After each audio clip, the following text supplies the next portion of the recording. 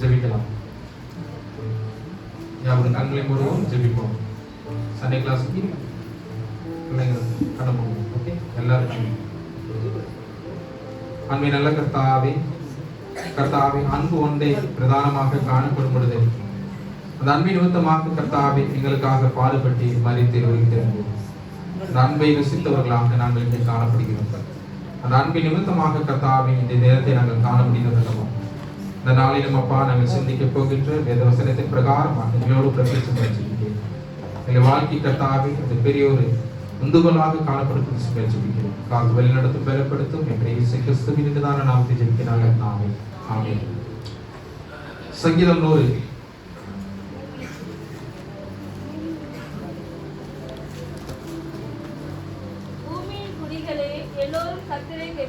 பாடுங்கள், மகிழ்ச்சியோடு கர்த்தருக்கு ஆராதனை செய்து ஆனந்த சத்தத்தோடு அவர் சந்நிதி முன் வாருங்கள். கர்த்தரே தேவன் என்று அறியுங்கள், நாம் அல்ல, அவரே நம்மை உண்டாக்கினார்.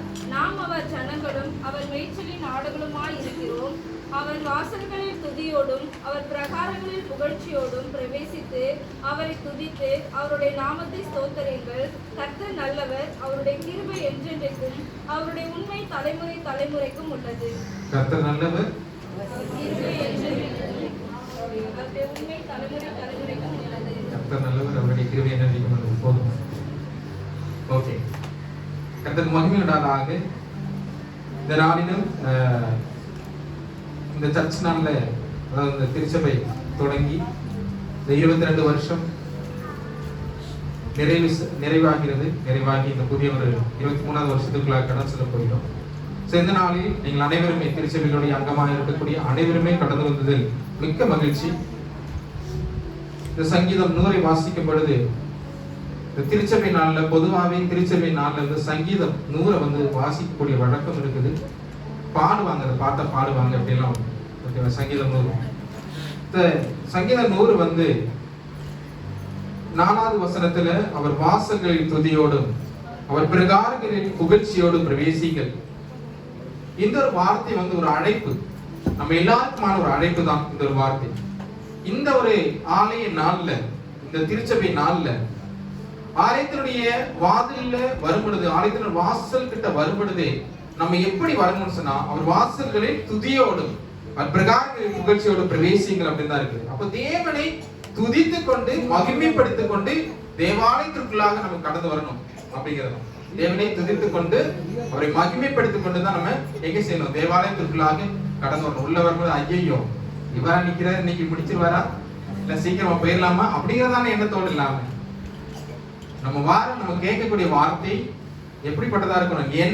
எனக்குள்ளாக ஒரு கிரியை செய்யக்கூடியதா இருக்கணும், எனக்குள்ளதாக இருக்கணும் அப்படிங்கிறது தான்.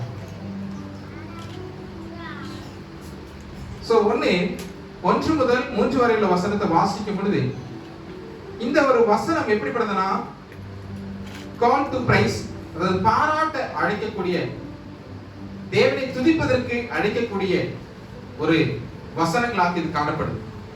சங்கீதக்காரன் என்ன செய்யறாருன்னா இந்த கீதத்தை பாடுவதன் மூலமாக நம்ம அழைக்கிறார். ஒரு பாடல் மூலமாக நம்ம அழைக்கிறார். ஒரு பாடலோடு கூட என்ன செய்யறாரு? திருச்சபை ஜனங்களாகிய நம்மளை அழைக்கிறார். அதுவும் எப்படி சொல்றாங்கன்னா பூமி குடிகளே எல்லோரும் கர்த்தரை கம்பீரமாய் பாடுங்கள். அப்போ பூமியில் உள்ள அனைத்து மக்களும் எல்லாருக்கும் கொடுக்கக்கூடிய ஒரு அழைப்பு தான். பூமியில் உள்ள எல்லா மக்களுக்கும் கொடுக்கக்கூடியதான ஒரு அழைப்பு தான் இந்த சங்கீதம். இந்த 1 முதல் 3 வரை உள்ள வசனம் பூமியில் உள்ள அனைவருக்குமான ஒரு அழைப்பு. எல்லாருமே யாரை பார்த்துக் கொள்ளணும்? தேவனுக்குள்ளாக கடந்து வாங்க, உண்மையில தேவனை துதித்து பாடுங்க, மகிழுங்க அப்படிங்கிறதான ஒரு வார்த்தை தான். இந்த 1 முதல் 3 வரை உள்ள இந்த வசனத்தையே 3ஆக நம்ம மாத்தி பார்த்தோம்னு சொன்னா, 1 பாடுங்க, கர்த்தரை கம்பீரமாக பாடுங்க. எப்படி பாடுங்க? கம்பீரமா மட்டும் பாடக்கூடாது, ஆர்ப்பரிப்போட. ஆர்ப்பரிப்போட கம்பீரமா பாடுறது, ஆர்ப்பரிப்போட பாடுறது என்னது வித்தியாசம்? கம்பீரத்துக்கு ஆர்ப்பரிப்புக்கு என்ன? பாட்டு மட்டும் பாடுறீங்க, ஆர்ப்பரிப்போம் ஆர்ப்பரிப்போம். கம்பீரமாய் பாடுறதுன்னா கம்பீரம் என்ன? தைரியமா சொல்லுங்க, நீங்க சொல்ல கரெக்டா தான் இருக்கும். தைரியமா, சந்தோஷமா, எந்த விதமான கவலையும் இல்லாம கம்பீரத்தோடு கூட. எது வச்சனாலும் என்னால எதிர்த்து நிக்க முடியும், அதுதான் கம்பீரம். ஓகேவா? அடுத்து என்னது? ஆர்ப்பரிப்பு. என்னன்னு ஆர்ப்பரிப்பு? என்ன? உரத்த சத்தத்தோட, நல்ல சவுண்டா. ஓகேவா? நல்ல சவுண்டா ஆர்ப்பரிக்கணும். நமக்கு சவுண்டே வர மாட்டேங்குது, ஜெபம் பண்ணாலும் சவுண்ட் வர மாட்டேங்குது, பாட்டு பாடினாலும் சவுண்ட் வர மாட்டேங்குது. அப்படிதானே? ஜெபத்துல ஒரு ஸ்தோத்திரம் சொல்ல கூட நம்ம என்ன செய்ய மாட்டோம், வர மாட்டேங்குது, சவுண்ட் வர மாட்டேங்குது. அப்படிதானே? ஹல்லேலூயா. ஹல்லேலூயா. பாத்தீங்களா, சவுண்ட் கம்மியா தானே இருக்குது. அதான் சோ நம்மளுடைய சவுண்ட் இப்படிதான் ஆர்ப்பரிப்போட சொல்லுவோம். பாட்டெல்லாம் பயங்கரமா பாரு, ஆர்ப்பரிப்போம் ஆர்ப்பரிப்போம் அப்படிதான் போய்கிட்டு இருக்கும். ஆர்ப்பரிப்போம் ஆர்ப்பரிப்போங்க இருக்கும், ஆர்ப்பரிப்போம் ஆர்ப்பரிப்போங்க வித்தியாசம் இருக்குல்ல. அதுதானே? அப்ப ஆர்ப்பரிப்புனால என்ன செய்யணும், ஆர்ப்பரிக்கைக்கான சவுண்ட் நம்ம கிட்ட வெளியில வரணும் அப்படிங்கிறதுதான். அப்போ கர்த்தருடைய ஆலயத்துக்கு நம்ம வரும் பொழுது நம்ம என்ன செய்யணும், தேவன் நமக்கு செய்த நன்மைகளை நினைத்து தேவனை ஆர்ப்பரிக்கணும், தேவனுடைய நாமத்தை ஆர்ப்பரிக்கணும், கடவுளை போற்றி புகழ்ந்து நம்ம என்ன செய்யணும், பாடணும். எப்படி பாடணும்னு சொன்னா, தேவன் நம்மோடு கூட இருக்கார், தேவன் என்னுடைய காரியத்தை வாய்க்க பண்ணுவார், அவர் என்னுடைய வாழ்க்கையில பெரிய அதிசயங்களை செய்வார் அப்படிங்கிறதானே கம்பீரத்தோடு கூட தேவனை என்ன செய்யணும், ஆர்ப்பரிக்கணும். அது மட்டும் இல்லாம இரண்டாவது, அதாவது 1 முதல் 3 வரையில வசனத்திலே இரண்டாவது பாயிண்ட் என்னன்னா, ஆராதனை செய்யணும். எப்படின்னா கர்த்தரோடு கூட நம்ம என்ன செய்யணும், ஆராதனை செய்யணும். கர்த்தரோடு கூட ஆராதனை செய்யணும். எப்படி ஆராதனை செய்யணும், கர்த்தர் நம்ம கிட்ட இருக்காருன்னு சொன்னா நம்ம மகிழ்ச்சியோடு கூட தான் இருப்போம். எந்த விதமான குறைகள், எந்த விதமான வேதனையும் நம்ம ஒருபோதும் ஒண்ணுமே சேதப்படுத்தாது. சோ நம்ம என்ன செய்யணும், ஆராதனை வேளையில ஆராதனைக்குள்ளாக வந்துட்டோமா, தேவாலயத்துக்குள்ள வந்துட்டோமா, வரும்பொழுது என்ன செய்யணும், நம்முடைய கவலைகள், நம்முடைய கஷ்டங்கள், நம்ம எல்லாருமே எங்க வந்து எல்லாத்தையும் கொட்டுவோம். யாருக்கிட்டயுமே சொல்ல முடியாதது கூட எங்க வந்து கொட்டுவோம், திருச்சபையில தான். நான் ஃபர்ஸ்டே ஒரு தடவை சொல்லியிருந்தேன், திருச்சபையில இருந்து எல்லா குப்பையுமே நமக்கு கொட்டக்கூடிய இடம் தான் என்ன செய்யுது, திருச்சபை. எல்லா குப்பையுமே நம்ம வந்து என்ன செய்யறோம், குப்பைன்னா நீங்க அந்த குப்பையும் கொட்டுறீங்க, இடம் கொஞ்சம் பூமர்ல அடியில வச்சுட்டு போறீங்க, பேப்பர் அடியில வச்சுட்டு போறீங்க, எல்லாமே தெரியுது. ஆனா நம்ம மனசுல இருக்கக்கூடிய எல்லா குப்பைகளும், அசுத்தமான எல்லாத்தையும் எங்க கொட்டுறோம், என்னுடைய சன்னிதி திருச்சபையில வந்து தான் கொட்டுறோம். அப்படிதானே? ஆனா இந்த திருச்சபை எப்படிப்பட்டது, பரிசுத்தமானது. எவ்வளவு கொட்டினாலும் என்ன, அது பரிசுத்தமாக்கி நம்மளை திரும்ப திரும்ப சுத்திகரித்துக் கொண்டே இருக்கக்கூடியது. அப்போ இந்த இடத்துல நம்ம வந்து கொட்டுவது வீணா போகவே செய்யாது. வீணா போகக்கூடிய இடம் இங்க வந்து நீங்க எதை கேட்டுக்கொள்கிறீர்களோ அது வந்து என்ன செய்யும், நம்முடைய வாழ்க்கையில நிறைவேறும். இங்க பார்க்கும் பொழுது தேவனை மகிழ்ச்சியோடு கூட ஆராதனை செய்யணும். தேவனை மகிழ்ச்சியோடு கூட என்ன செய்யணும், ஆராதனை செய்யணும், வழிபடணும். அது மட்டும் இல்லாம ஏதோ கடமைக்காக அல்ல, இல்ல பாரம்பரியத்தாக நான் வந்து எல்லா வாரமும் கரெக்டா திருச்சபைக்கு போவேன் அப்படிங்கிற கடமையை சொல்லுவதற்காகவோ, இல்ல என்னுடைய அப்பா அம்மா வந்து திருச்சபைக்கு போவாங்க அதனால நான் வரேன் அப்படிங்கிற பாரம்பரியத்தை பறைசாற்றுவதற்கோ ஒரு இடம் அல்ல இந்த திருச்சபை. நமக்கு ஆசீர்வாதம் வேணுமா, நமக்கு நன்மை வேண்டுமா, நமக்கு கஷ்டத்திலிருந்து விடுதலை வேணுமா, நமக்கு மன நிம்மதி வேணுமா, வாங்க. யார்கிட்ட வாங்க, ஏசப்பா கிட்ட வாங்க, திருச்சபைக்கு வாங்க. திருச்சபையில வந்து ஒருமித்திருந்து ஒன்றாக தேவனை ஆர்ப்பரித்து கொண்டாடுங்க அப்படிங்கிறது.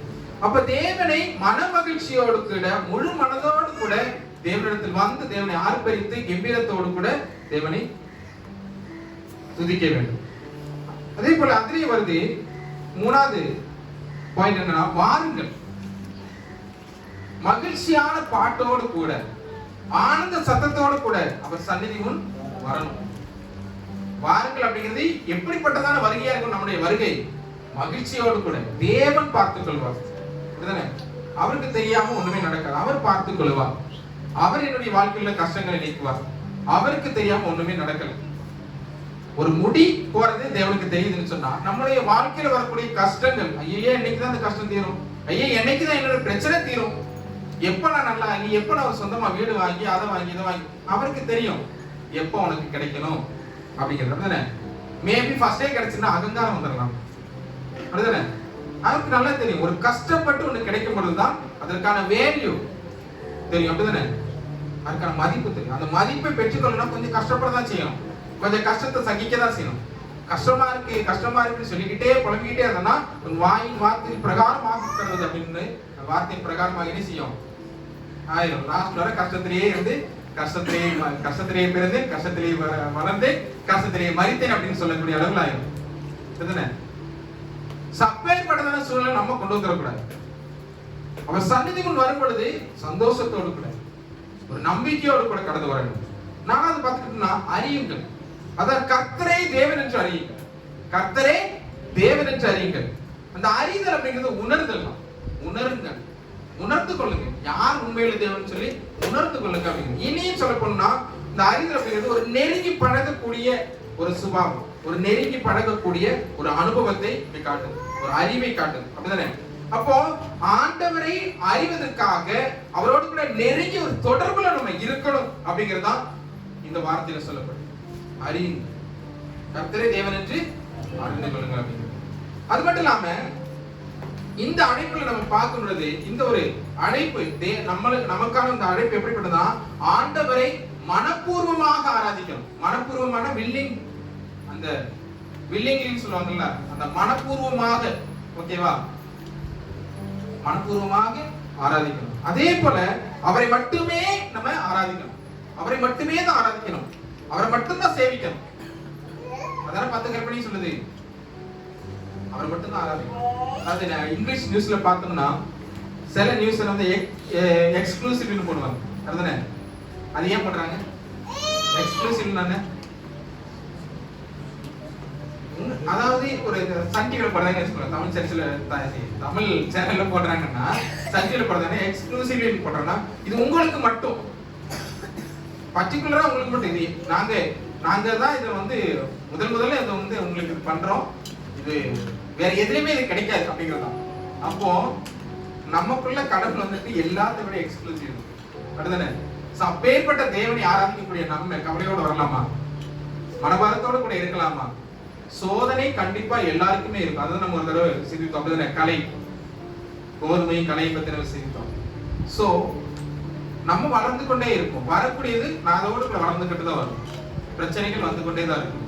ஆனா தேவனானவர் நம்மோடு கூட இருக்கிறார் அப்படிங்கறத மறந்த ஒரு வாழ்க்கை நம்ம வாழக்கூடாது. தேவனானவர் நம்முடைய பாடுகளை, நம்முடைய கஷ்டங்களை, நம் நெருக்கங்களை பார்த்துக் கொள்வார் அப்படிங்கிறதான ஒரு மனதோடு கூட நம்மளே தேவனை ஆராதிக்க வேண்டும். அடுத்ததா பார்த்தோம்னா 3வது வசனத்தை செப்பரேட்டா பார்த்தோம்னா அந்த 3வது வசனத்துல 3 விதமான உறவு இங்க காணப்படுது. 3 விதமான உறவு. நம்ம யார் அப்படிங்கறத விட நம்ம யாருடையவர்கள் அப்படிங்கறது அங்க சொல்லப்படுது. ஓகேவா? ஒண்ணே அவரே நம்மை உண்டாக்கினார். அவரே நம்மை உண்டாக்கினார். யார் நம்மை உண்டாக்கினது? தேவன். அப்படிதானே? அப்போ நம்மை படைத்தவர், அதாவது கிரியேட்டர். கிரியேட்டர் யாரு? தேவனானவர். நம்ம எல்லாம் கிரியேச்சர்ஸ். அப்படிதானே? படைப்புகள். நம்ம எல்லாம் படைப்புகள், தேவனுடைய படைப்புகள் நம்ம. அப்படின்னா களிமண்ணை வணைகின்ற ஒரு குயவனை போல தேவனானவர் நம்ம வணைந்து நமக்கு எது தேவையோ அதை தந்திருக்காரு. நம்ம நினைக்கிற கண்ணாடி மண்ணை போனது இது கொஞ்சம் கூடுதலா இருக்கு, இது கொஞ்சம் கம்மியா இருக்குன்னு நினைக்கலாம். ஆனா தேவனுக்கு தெரியும் இது போதும். ஒவ்வொரு முகத்திலையும் தேவனுடைய சாயல் இருக்குது. அவருடைய சாயலாக தான் நம்ம படைத்தார். எல்லாருமே தேவனுடைய சாயலை பிரதிபலிக்கக்கூடியவங்க. அப்போ அதுல போய் குறைகளை பார்த்து அந்த குறைகளை செவ்வை பண்ணலாம்னு சொல்லி நம்ம செதுக்கி எடுத்துக்கிட்டு இருக்க கூடாது. ஆல்ரெடி அவர் செதுக்கிதான் நம்மளை உருவாக்கி கொண்டு வந்திருக்காரு. அதில் நம்ம ஒரு மாற்று வார்த்தை ஏற்படுத்த வேண்டிய தேவையே இல்லை. அப்போ இந்த குயவனை போல தேவனானவர் நம்ம பராமரிக்கிறார். தேவையில்லாத வச்சு என்ன செய்யறாரு? செதுக்கி எடுத்து மாற்றிக்கொண்டே இருக்கிறார். குயவன் வந்து ஒரு வணைக்கக்கூடிய அந்த இதுல களிமண் எது பண்ணப்படுது, அவர் அவருக்கு மனசுல ஒண்ணு இருக்கும். ஓகேவா? இப்படிதான் இந்த உருவம் இப்படி வரணும் அப்படின்னு சொல்லி. அப்ப அந்த உருவம் வருவதற்கு தடையாக இருக்கக்கூடிய எல்லாத்தையும் என்ன செய்வாரு? செதுக்குவார். ஓகே, தேவையில்லாத எடுத்து போடுவார். அதே போல நம்மளுடைய வாழ்க்கையில பல கஷ்டங்கள் வருதுன்னு சொன்னா நம்மளை உருவாக்குவதற்காக, நம்மளை கஷ்டப்படுத்துறதுக்காக இல்ல. கர்த்தாவே ஏன் எனக்கு இந்த சோதனை, திராணிக்கு மேல என்ன சோதிக்க விட மாட்டேன்னு சொன்னீங்க. வலியா இருக்குது, கஷ்டமா இருக்குன்னு சொல்லுவோம். திராணி இருக்கனால தான் நம்ம அதை தாங்கிட்டு இருக்கோம். திராணி இருக்கனால தான் என்ன செய்றோம்? கர்த்தாவே அப்படின்னு சொல்லி ஜெபம் பண்ணுவதற்கு நம்ம டைம் கிடைக்கும். நம்ம எல்லாருக்குமே திராணி இருக்கு. அந்த திராணியை தந்திருக்கிறோம். அதுக்கு மேலாக சோதிச்சா நம்ம உயிரோடு இருக்க மாட்டோம். அப்படிதானே? சோதனை அதுக்கு மேல வராதுன்னு சொன்னா வராதுதான். நம்மளுடைய தேவன் உண்மையுள்ள தேவன், சத்தியம் உள்ள தேவன். அப்படிதானே? என்ன வார்த்தை சொல்றாரோ அதுதான். ஆகவே திராணிக்கு மேலான சோதனை ஒண்ணுமே இல்லை. நம்ம உருவாக்கினவர் நமக்கு என்ன தேவை, எப்ப தேவைன்னு சொல்லி அவருக்கு நன்றாகவே தெரியும். அப்போ இந்த குயவன் எப்படி அந்த களிமண்ணை உருவாக்குகிறாரோ அதே போல உருவாக்கின தேவன் நம்முடைய தேவன். நம்மை உருவாக்கி இங்க வைத்திருக்கிறார். நம்ம எல்லாரும் இங்க கடந்து வந்து தேவனை ஆராதிப்பதற்காக அப்பேற்பட்டதான அந்த கிரியேட்டரை, அந்த உருவாக்கினவரை, அந்த படைப்பாளரை போற்றி புகழ்வதற்காக நம்ம கடந்து வந்திருக்கிறோம். ஒரு திருச்சபையாக நம்ம இங்க இருக்கிறோம். இந்த திருச்சபையாக இருந்து தேவனை ஆராதிப்பது எவ்வளவு சந்தோஷமான காரியம், அப்படிதானே? திருச்சபை ஆராதனை முடிஞ்சதுக்கு அப்புறம் ஒருத்தருக்கு ஒருத்தர் பார்த்து அந்த சமாதான வாழ்த்துக்களை தெரிந்து கொண்டு சந்தோஷத்தோடு கூட எப்படி இருக்கீங்க, நல்லா இருக்கீங்களா, வந்தீங்களா, போனீங்களா எல்லாமே கேட்டு விசாரித்து போவது எவ்வளவு அழகான ஒரு தருணம், அப்படிதானே? எல்லா இடத்துலயும் போய் கிடைக்குமா? கிடைக்காது. நமக்கு கிடைக்குது இந்த வாய்ப்பு. இந்த வாய்ப்பை நம்ம என்ன செய்யணும்? உபயோகப்படுத்திக்கணும், யூஸ் பண்ணிக்கணும். திருச்சபை நாள்ல நம்ம எல்லாருமே சேர்ந்து வந்திருக்கிறோம். இதுல நம்ம பார்க்கும் பொழுது தேவனானவர் நம்முடைய வாழ்க்கையில் அநேகமான நன்மைகளை செய்து கொண்டே இருக்கிறார். அப்ப அப்படி பார்க்கும் பொழுது இந்த இரண்டாவது பார்க்கும் பொழுது நாம் அவருடைய மக்கள், நாம் அவருடைய மக்கள். ஃபர்ஸ்ட்ல பார்த்தா அவரே நம்மை உண்டாக்கினார் பார்த்தா, அடுத்தது இந்த 3வது வசனத்துல நாம் அவருடைய மக்கள், நம்ம அவருடைய சொந்தமான மக்கள். சொந்தமான மக்கள்னா என்ன? சொந்தமான மக்கள்னா என்ன?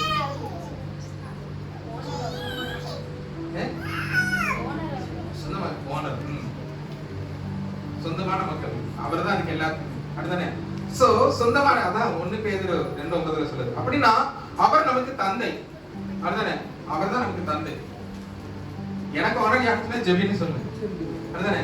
ஜோசியாக்கு யாருன்னு சொன்னா சுரேஷன் தான், அப்படிதானே வருது. அப்போ அவர் நமக்கு தந்தை. நம்ம எல்லாருக்கும் தந்தை யாரு? தேவனானவர். அப்போ நம்மளுடைய அந்த வாழ்க்கையில ஒரு நல்ல உறவை மேம்படுத்த தேவனானவர் ஒரு தந்தையை போல நம்ம பயன்படுத்திக்கிறார். நம்ம அவருடைய மக்கள் அப்படிங்கறத தேவனானவர் ஒவ்வொரு முறையும் நமக்கு சொல்லிக்கிட்டே இருக்கிறார். அப்ப அவருக்கு எப்பவுமே நம்ம என்ன செய்யணும்? ஒரு மாட்சியை சேர்த்துக்கொண்டே இருக்கணும், மகிமையை சேர்த்துக்கொண்டே இருக்கணும்.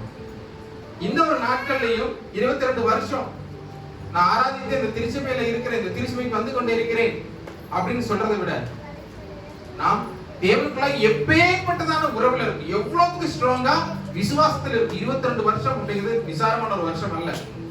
22 வருஷத்தை நம்ம நினைத்து பார்க்கணும். 22 வருஷமா நம்ம தேவனானவர் எப்படி வழி நடத்தினார், எப்படி தொடக்கத்துல இருந்தோம், எவ்வளவு கஷ்டப்பட்டோம், எவ்வளவு வேதனைப்பட்டோம், எவ்வளவு துயரப்பட்டோம், எப்பேற்பட்டதான சோதனை வந்துச்சு. எல்லாவற்றையும் தாண்டி நம்மளை இங்க வைத்திருக்கிறார் அப்படின்னா அது தேவனால் மட்டும்தான் கூடும், அப்படிதானே? அதை உணர்ந்து கொள்ளணும். அந்த உணர்வு பொதுவான ஜெபத்துல அது வெளிப்பட்டது, அப்படிதானே? கண்ணீர் மூலமாக வெளிப்பட்டது. அந்த உணர்ந்து ஜெபிக்கும் பொழுது அந்த கண்ணீர் வருவதற்கு சான்சஸ் கூடுதல். அந்த உணர்ந்து கொண்டு 22 வருஷம் எப்படி இருந்தது அப்படிங்கிற உணர்வது ரொம்ப முக்கியம். அடுத்தத பார்த்தோம்னா அவர் மேய்ச்சலின் ஆடுகள் நம்ம, அவருடைய மேய்ச்சலின் ஆடுகள் நம்ம. அவர் தான் மேய்ப்பர், அப்படிதானே? நம்ம ஆடுகள். தேவன் தான் மேய்ப்பர், நம்ம ஆடுகள். மேய்ப்பருக்கும் ஆட்டுக்குமான உறவு யோவான் 10:1-18 வரை சொல்லப்படும். மேய்ப்பருக்கும் ஆடுக்குமான உறவு எப்படிப்பட்டதுன்னு சொல்லி அது சண்டே கிளாஸ் பிள்ளைங்க என்ன செய்யுங்க, யோவான் 10:1-18 வரை வாசிச்சுட்டு அடுத்த வாரம் நான் கேட்கும்போது சொல்றேன். ஓகேவா? சண்டே கிளாஸ் குழந்தைங்க கவனிக்காதவங்க கவனிச்சவங்க எல்லாரும். ஓகே? அப்போ இந்த உறவு நிலை எவ்வளவுக்கு மெயின். ஒரே ஒரு ஆட்டுக்குட்டி தொலைஞ்சு போனதுமே தேடி போனாரு, அப்படிதானே? நம்ம தொலைந்து போவதற்கு அவர் விருப்பம் இல்லை. நம்ம தொலைந்து போயிடவே கூடாதுன்னு சொல்லி பிடிவாதமா இருக்கக்கூடிய தேவன் நம்மளுடைய தேவன். நம்ம ஒருபோதும் தொலைந்துடக்கூடாது அப்படிங்கிறதுனால ஒவ்வொரு முறையும் நம்மள என்ன செய்யறாரு, வார்னிங் தந்து நம்ம தவறான வழியில போனோம்னா, எங்கேயும் வீழ்ந்து போனோம்னா நம்மளை கரம் பிடித்து உயர்த்தி எடுத்துக்கொண்டே இருக்கிறார். ஒவ்வொரு முறையும் தட்டி சொல்லிக்கிட்டே இருக்கிறார், கவலைப்படாத பாத்துக்கலாம், கவலைப்படாத பாத்துக்கலாம் அப்படிங்கிறதால சொல்லிக்கிட்டே போறார் நம்ம தேவன். அப்பேற்பட்ட ஒரு அருமையான தேவனை நம்ம வைத்திருக்கிறோம்.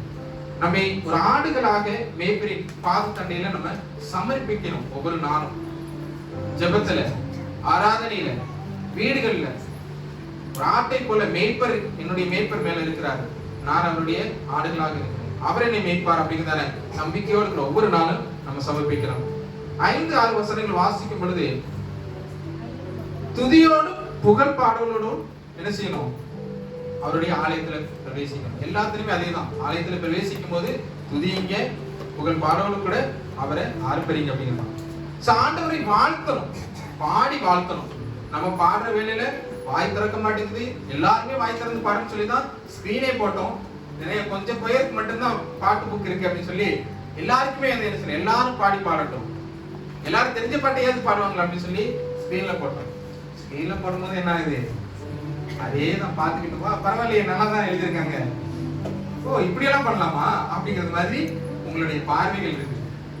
அதுதானே, அது எவ்வளவுக்கு ஒரு கேஷுவலான ஒரு நிசாரமா நம்ம தள்ளி போடுறோம். இந்த மாதிரி ஒரு வாய்ப்பு கிடைக்காம பலரும் இருக்கிறாங்க. நமக்கு இப்படி பாடுவதற்கான ஒரு வாய்ப்பு, பார்த்து பாடுவதற்கான ஒரு வாய்ப்பு அப்படிலாம் கிடைக்கும் போது அதை யூஸ் பண்ணிக்கணும். இது பண்ண முடியாத ஒரு நிலைமை வரும் பொழுது ரொம்ப துக்கித்து ஒரு நிராசைக்குள்ளாக போக வேண்டிய சூழல் ஏற்படும். இந்த ஒரு வார்த்தை, இந்த ஒரு வசனம் என்ன சொல்லுதுன்னு சொன்னா, 3 காரியங்கள் இதுலயும் சொல்லப்படுது. எல்லா வசனத்திலும் 3 காரியங்கள் சொல்லப்படுது, இதுலயும் 3 காரியங்கள் சொல்லுது. கர்த்தர் நல்லவர், கர்த்தர் நல்லவர், அதுக்கப்புறம் கர்த்தர் கிருபை உள்ளவர், அதுக்கப்புறம் உண்மை உள்ளவர். இந்த 3 காரியத்தை சொல்லுது. கர்த்தர் நல்லவர், கிருபை உள்ளவர், உண்மை உள்ளவர். அப்படிப்பட்ட பண்புகளை கொண்ட ஆண்டவரை நம்ம என்ன செய்யணும், அனுதினமும் அனுபவித்தவர்களாக சந்தோஷத்தோடு கூட தேவனை ஆர்ப்பரித்து நம்ம பாடணும். நம்ம இந்த தினத்தில் நம்ம என்ன யோசித்தோம்னா, நம்ம என்ன சிந்தித்தோம் என்றால், 1 முதல் 3 வரை வசனத்தில் பாராட்ட அழைக்கப்படுகிறோம். பாராட்டுவதற்காக, தேவனை புகழ்வதற்காக அழைக்கப்படுகிறோம். அதற்கு கீழாக பாட வேண்டும். நம்ம தேவனை மகிமைப்படுத்தி பாட வேண்டும், ஆராதனை செய்யணும். துதித்தலோடு கூட, சந்தோஷத்தோடு கூட, கம்பீரத்தோடு கூட தேவனை ஆராதிக்கணும். தேவனுடைய சந்நிதியில் வரும் பொழுது அந்த 3வது வர வேண்டும். எப்படி வரணும்னு சொன்னா, மகிழ்ச்சியோடு கூட வரணும். மகிழ்ச்சியான பாடங்களை தெரிந்து கொண்டு நம்ம வரணும். அறிந்து கொள்ள வேண்டும், எப்படி நல்ல உணர்ந்து கொள்ளணும், தேவனை உணர்ந்து கொள்ளணும் சொல்லி. அதே போல அது 2வது, நமக்கும் கடவுளுக்குமான உறவை 3வது வசனத்துல பார்க்க முடியுது. அந்த வசனத்துல அவரே நம்ம உண்டாக்கினார் அப்படிங்கிறதையும், அதே போல அவருடைய மக்கள் நம்ம, அப்படிதானே, அவருடைய மக்களாக இருக்கிறோம் நம்ம. அடுத்து வேற மேய்ச்சலின் ஆடுகளாக இருக்கிறோம். அடுத்து வாசல்களில், அதுக்கு அடுத்ததாக பார்க்கும் பொழுது நம்ம செய்ய வேண்டியது என்னது, நம்ம செய்ய வேண்டியது கர்த்தர் நல்லவர் அப்படிங்கிறதும், அவர் கிருபை உள்ளவர்ங்கிறதும், உண்மை உள்ளவர் அப்படிங்கிறது புரிந்து கொண்டு தேவனை துதிக்கணும், தேவனோடு கூட மகிழ்ந்து கழிக்கணும், ஆர்ப்பரித்து பாடுவோம். தேவன் தாமே இந்த வார்த்தைகள் வழியாக உங்கள் ஒவ்வொருவரையும் ஆசீர்வதிப்பாராக. நாம் யாவரும் எழுந்து நிற்கலாம்.